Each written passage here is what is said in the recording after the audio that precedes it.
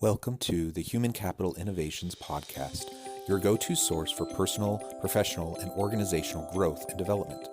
We hope you tune in often for all things people management, organizational development and change, organizational leadership, and social impact related. Maximize your personal and organizational potential with Human Capital Innovations Podcast.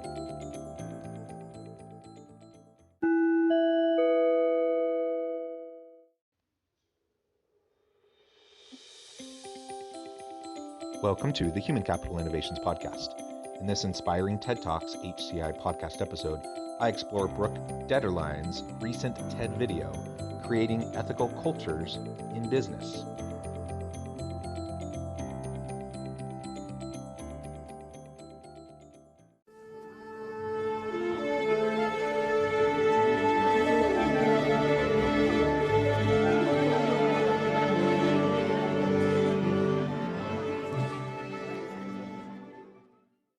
Welcome back to the Human Capital Innovations Podcast.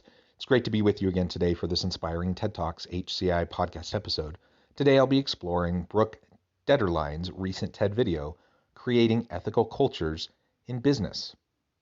As corporate director for the Heroic Imagination Project, or HIP, Brooke helps boards, executives, and teams at all levels develop the skills to act with courage and ingenuity in the face of challenging situations. This fosters leadership, credibility, and candor, builds trust, engagement, and reduces risk. Thanks for joining me, and I'll catch you on the flip side of this first clip. Hi. So I got an email last week from the conference organizer. It said, "Good news, you're going after Van Jones." And I thought, in whose alternate universe is it a good thing to follow Van? And then I remembered, I'm here to talk about courage, our ability to act from our hearts in the face of fear, and courage as a skill that we can build with practice. So thank you for this tremendous opportunity to practice. First, let's take a look at what does life look like without courage? The Enron fraud is the story of synergistic corruption. There are supposed to be checks and balances in the system. The lawyers are supposed to say no. The accountants are supposed to say no. The bankers are supposed to say no, but no one who was supposed to say no said no. So has anything changed in the last 10 years? And please raise your hands when you've had enough. Courage. Courage to act, courage to stand up, to speak up, to push back on harmful practices and unethical behaviors within business. This is what we need more of. We need more executives, more leaders within organizations who are willing to speak up even when it's hard. Speak up when their voice is needed the most. She gives the example of Enron, and everyone listening to this podcast knows all about Enron, I'm sure. Systematic failure across the board in terms of checks and balances, the systems that were supposed to monitor and keep in check the financial behaviors of the organization. But don't be fooled, Enron's only problem wasn't cooking the books and its financials, so that's what it gets the most airplay that people talk about the most. It was a sick culture, hyper-competitive, misogynistic, incredibly hyper problematic in terms of discriminatory practices, especially towards women and women of color, just unethical across the board. Cooking the books was just one manifestation of it, and probably the main one that took it down, but there were so many other negative things just baked into the culture of Enron, and nobody was willing to stand up, to speak out. And I ask myself, where was the senior HR person in that organization at that time? Where were the other executives who were supposed to be monitoring and keeping track? Where was the board? Where was the auditing firm? And where were the lawyers? Why didn't anyone speak up? And it comes down to a lack of courage. When facing those types of situations, it's just easier to be quiet.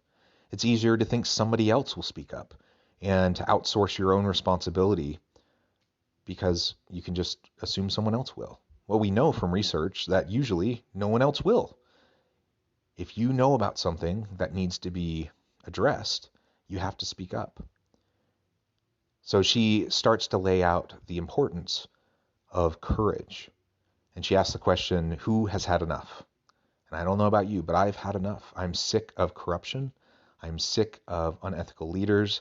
I'm sick of people who should be willing to speak up, not for fear of retaliation, for, fear of their own career progression, whatever the case may be, that ultimately they're not willing to take the stand and make the hard choice in order to help their organization, teams within the organization, and individual people within the organization.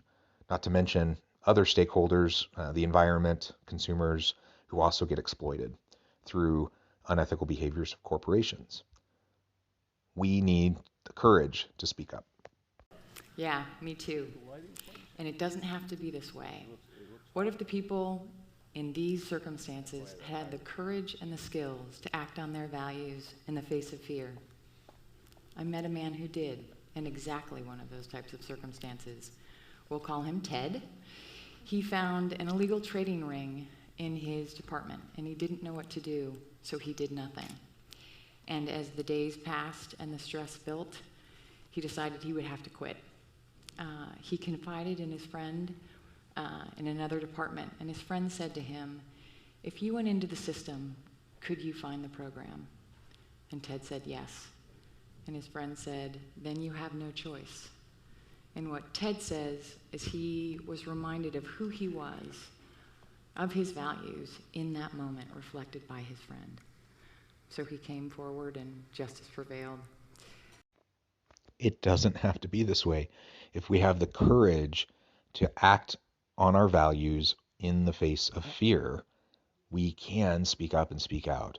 Now, can there be negative impacts on us, on our families, on our careers?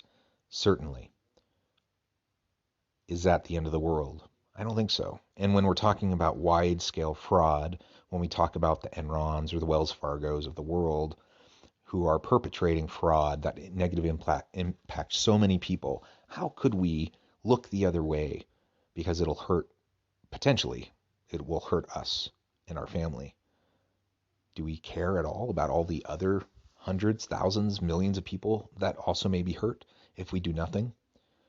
I know that's an ethical, moral quandary. I know it's a tough thing, and I do know it takes courage. But we just need to exercise more courage to live according to our values. If we collectively did that more often, then these sorts of large-scale systematic ethical lapses within organizations simply wouldn't be able to occur, because you put in place these systemic these mechanisms to provide checks and balances to take away the opportunities for people to perpetrate these types of unethical behaviors and this type of fraud and corruption. With those in place, if people are moral, honest people of integrity, and at least most of the people around them are the same, these types of situations just won't happen. Yet they happen constantly. They happen repeatedly. We hear about it in the news all the time. And something like an Enron occurs because so many people weren't willing to speak up and to speak out. There are so many examples of this. I don't want to bore you with my own examples. I also don't want to get political, but I just see so much hypocrisy out there. And I see so many leaders saying the right things, but behind the scenes in their boardrooms with their executive team, they undermine their very own words with the actions that they take that are morally and ethically questionable at best. Even if they are technically legal, ultimately that doesn't matter. We need to treat people better than just technically doing what is not illegal. So I commend in this example that she provides this man who was at first going to just step away, made the decision that he just didn't want to be associated with it. That's good. I mean, I think it's good. We all need to be willing to step away if and when circumstances require. But his friend reminded him who he is, what his values are, and that if he did nothing, the problem would persist and it would hurt so many people. So he had to do it. He had to do what was right. He had to speak up. And because he did, justice prevailed. I had my own subtle experience with powerful situations. I was working for a company, and I found out the CEO was doing something unethical and illegal.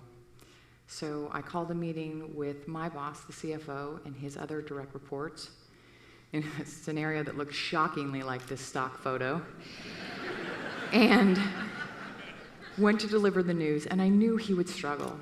Although a very ethically driven man, the CEO was also a good friend of his. So I delivered the news, and he looked at me and he said, I think we should do some more research and give it a little time. I was so dumbstruck by the answer that everything went into slow motion like it did when I was a kid playing soccer. And I looked around, and everyone has their head down or is slowly nodding. And I was so perplexed.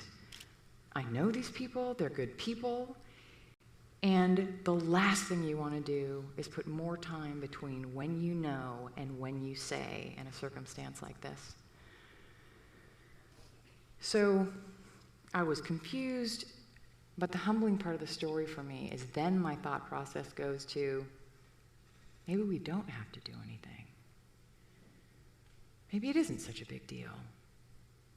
I don't even have to say anything.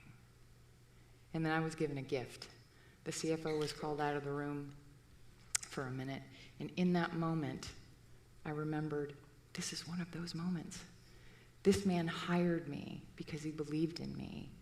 He believed I would do my job and act on our shared values when it was hard. So he came back into the room, I stepped back into time, and I said, we should go to the board. And he paused, and he looked at me, and he nodded, and we did.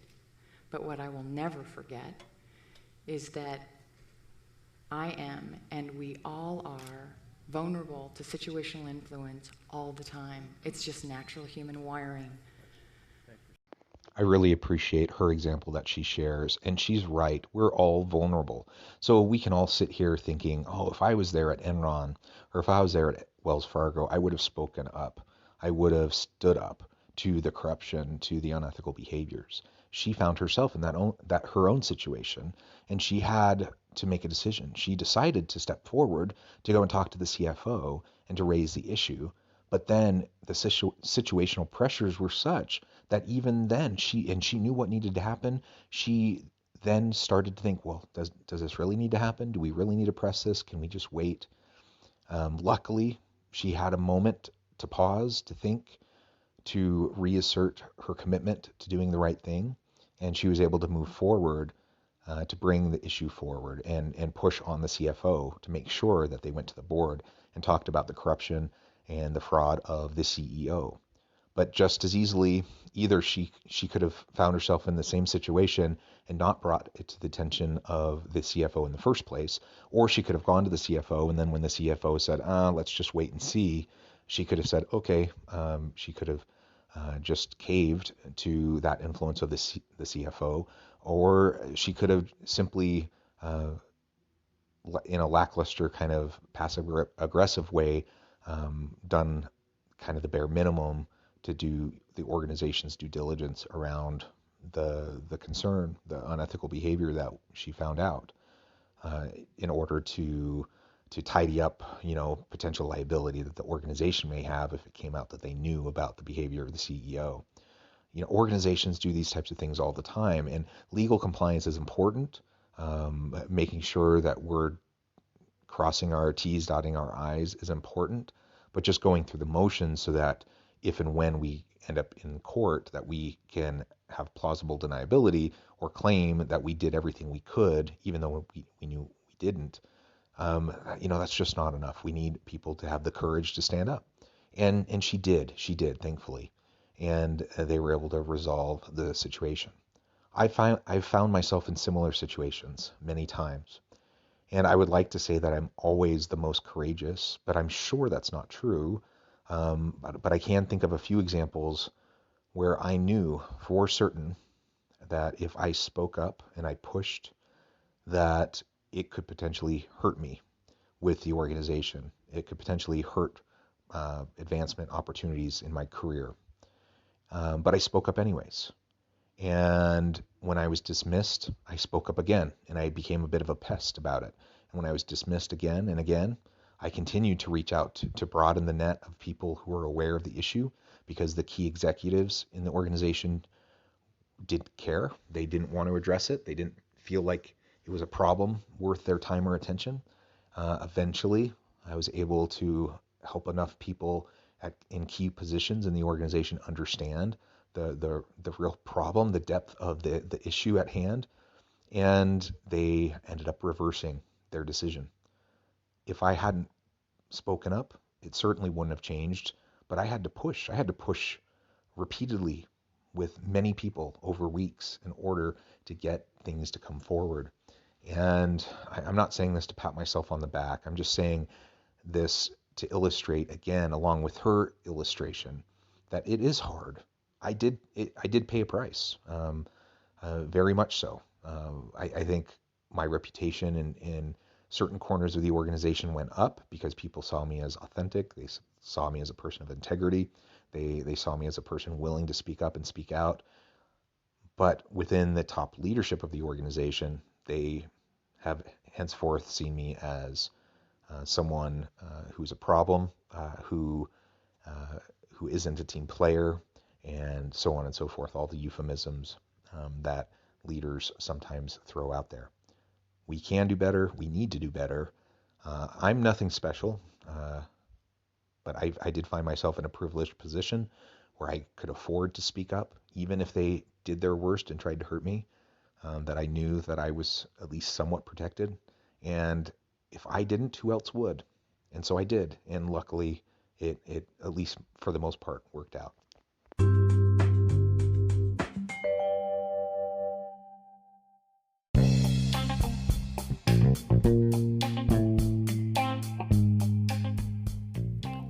I'm excited to announce the publication of my new book from HCI Press, The Alchemy of Truly Remarkable Leadership: Ordinary, Everyday Actions That Produce Extraordinary Results. Consider how the nature of work has shifted over the past 50 years. With increased globalization, rapid technological advancement, and the shift in economic composition, the average job of today looks very different than the average job of 50 years ago. What will the jobs and organizations of tomorrow look like? Moreover, what does this all mean for organizational leaders? What are the core competencies and capabilities of organizations and their leadership that are prepared for continued disruption and geopolitical and socioeconomic shifts?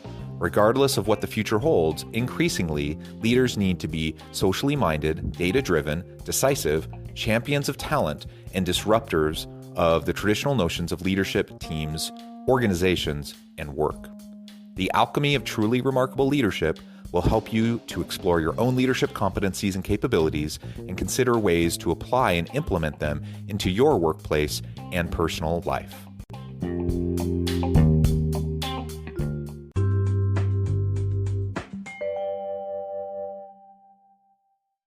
This from our founder, Dr. Phil Zimbardo.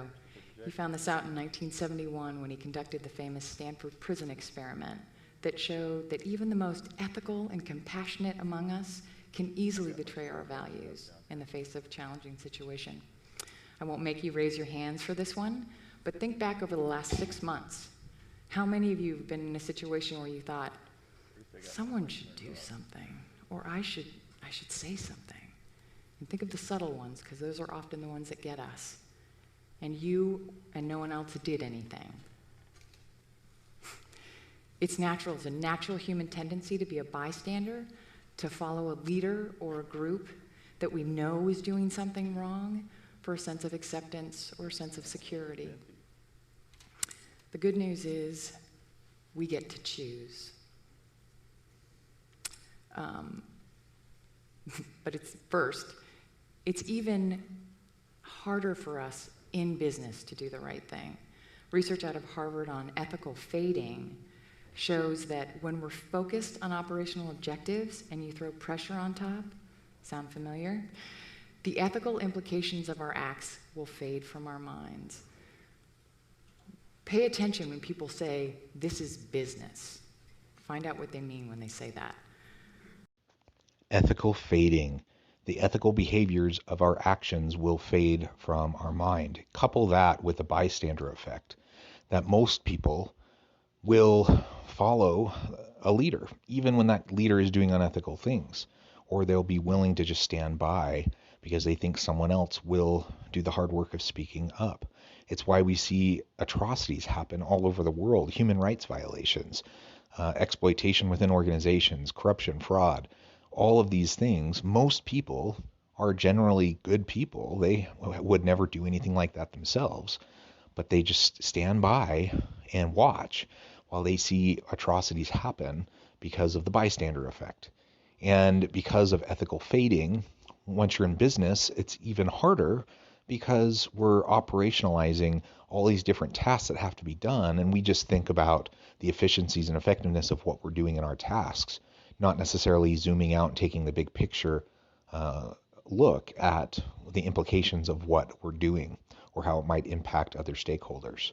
So when I'm teaching students at the university, MBA students, about ethical decision making, one of the very first things I talk about is the bystander effect. One of the first things I talk about is ethical fading.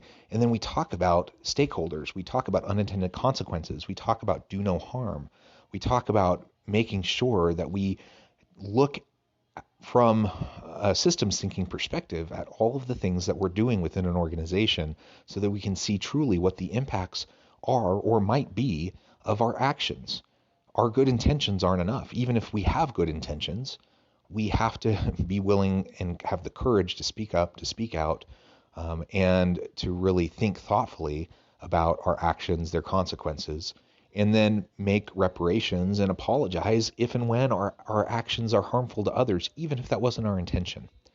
Because of the difficulties, the systematic difficulties within organizations, and because we don't do, frankly, from my opinion, we don't do enough teaching and training around core values and ethical decision making in business schools and in organizations, we see the perpetration of fraud, corruption. We see people cutting corners that negatively impact the people within the organization, customers outside the organization, the environment, and so forth.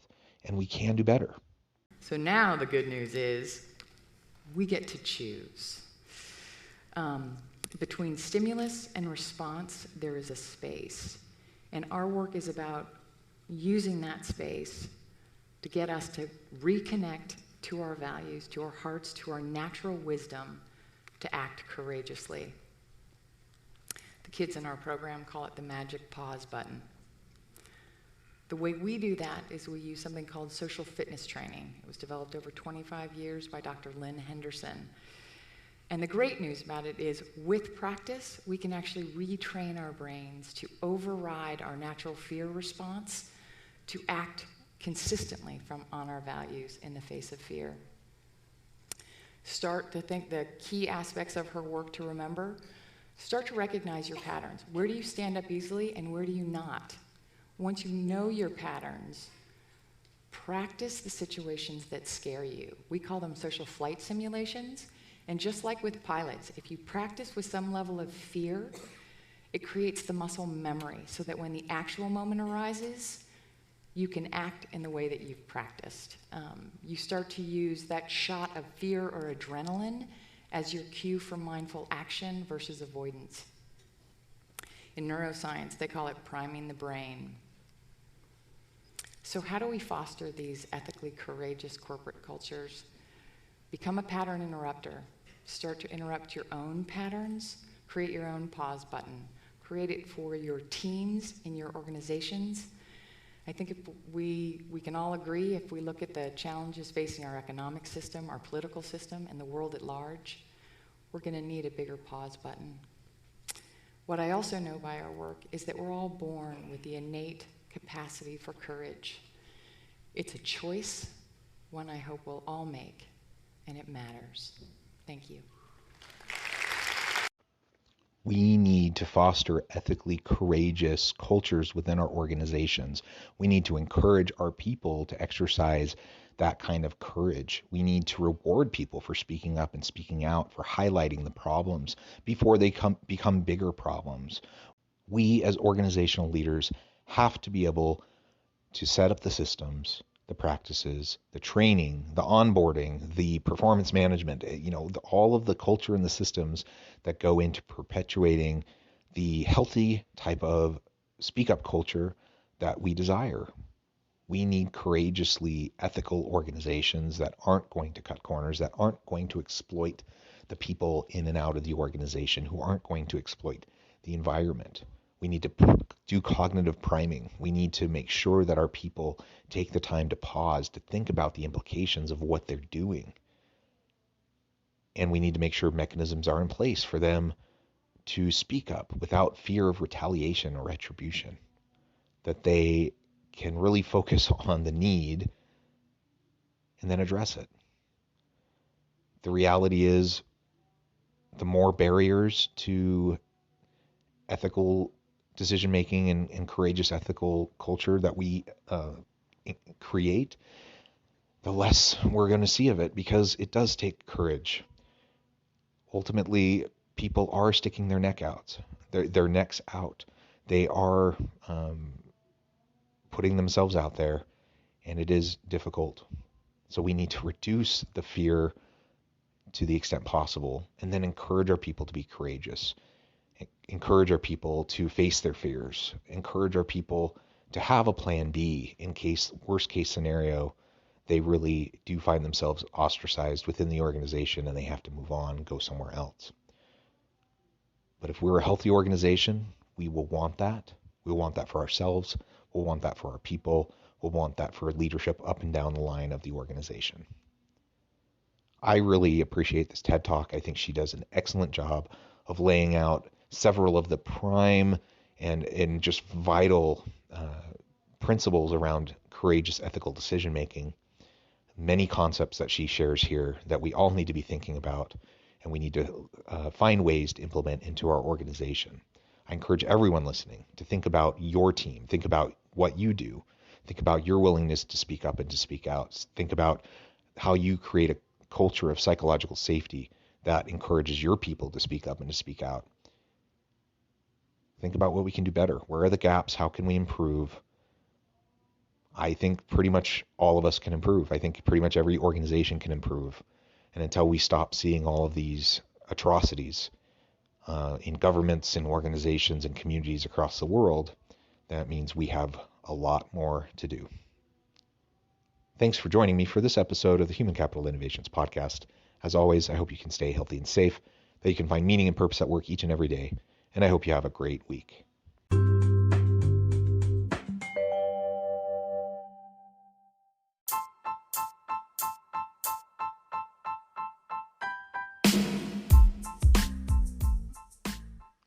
We are excited about the launch of HCI's new magazine, Human Capital Leadership. Human Capital Leadership is a free, interactive e-magazine designed to help individuals, leaders, and organizations find innovative approaches to maximize their human capital potential. We will be publishing issues quarterly in August, November, February, and May. Check out the first issue and let us know what you think.